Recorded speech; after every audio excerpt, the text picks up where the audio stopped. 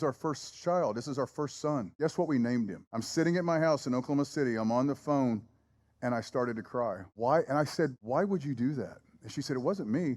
My wife said that man has influenced our lives more than anyone has ever.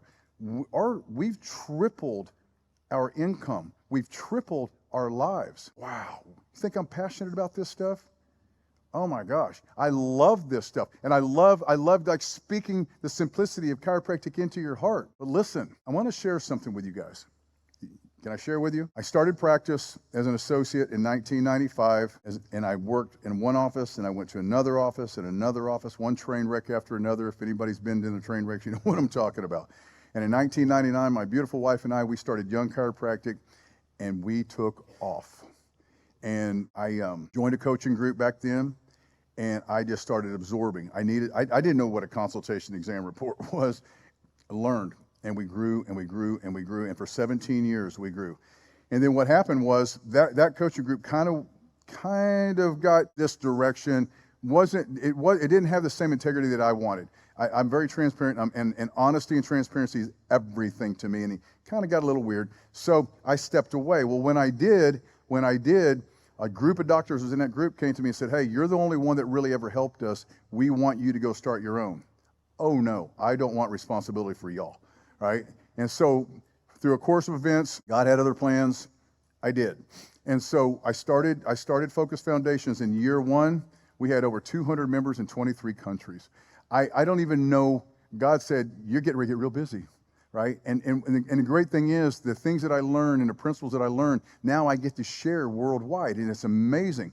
But I kept practicing, and I kept practicing, and I hired an associate, and it got busier and busier, and the practice was busy, and it got busier and busier, and I'm traveling, and I'm doing all this, and my wife kept saying, okay, how much longer are you going to do one or the other? And I'm not ready.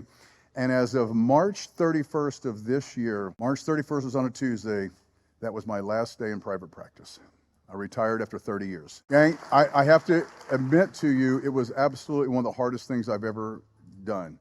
My last day, I saw 160 patients that last day, and it was 160 of the most gut-wrenching, can't even tell you. I had grown men, 75-year-old grown men. I adjusted them, I helped them up. They started to cry, they hugged me and walked out, couldn't even talk to me, pulled my heart out.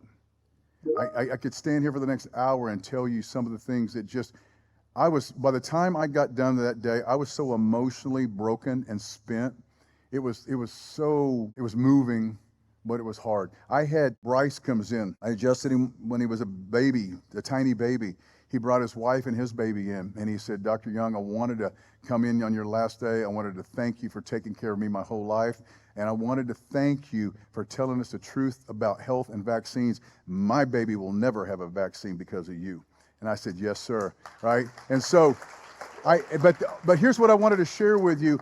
Over and over and over, patients were saying this to me. And this is the message I want to leave you all with tonight. This is what I want to leave you with and walk out the door with. Not only the simplicity of chiropractic, not only how easy it is to build a great big practice, but this is how patients would say this to me over and over and over. And I didn't get it later on that night, and the next few days, I'm just still kind of freaking out that I actually walked out of practice. It's hard for me. But I kept hearing this, Doc, you don't understand. You're more than just a chiropractor.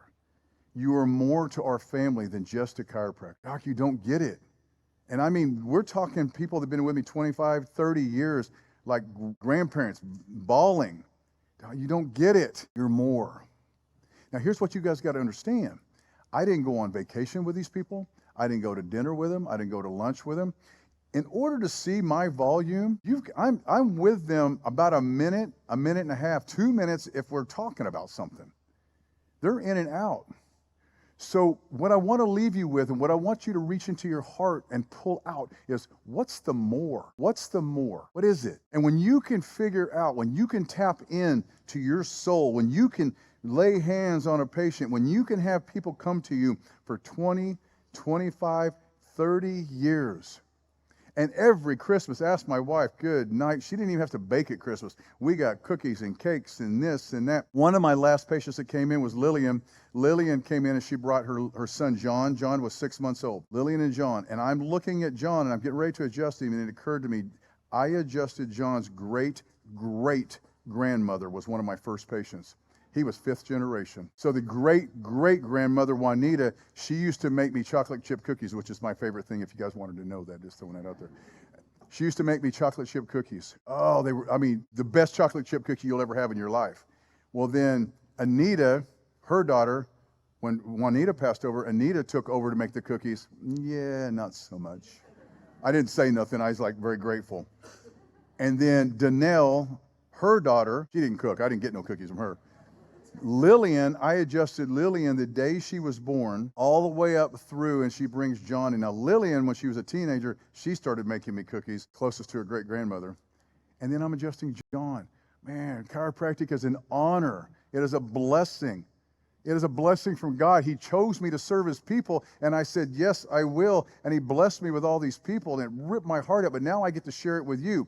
But I want you guys to feel the more. And I use you one more time. Do me a favor, take your glasses off and lay face down. We were talking about it this morning. I want time to stand still. You guys are talking too much. I promise you, every chiropractor in this room, I promise you, you are talking 3 times more than is needed. And you know you are, right? If you stop and really like, yeah, I am. What did BJ say in The Glory Going On? If you spend an hour with a patient, you're a what? A thief. You stole 59 minutes of their life they'll never get back. And I want you guys to start doing something. You want to know what the more is? Do this on Monday. This is going to transform your practices. And if you're disciplined and you love your practice and you love your patients and you want a great big future, you'll do this from now on. When a patient comes in, patient 1, and do this all day long.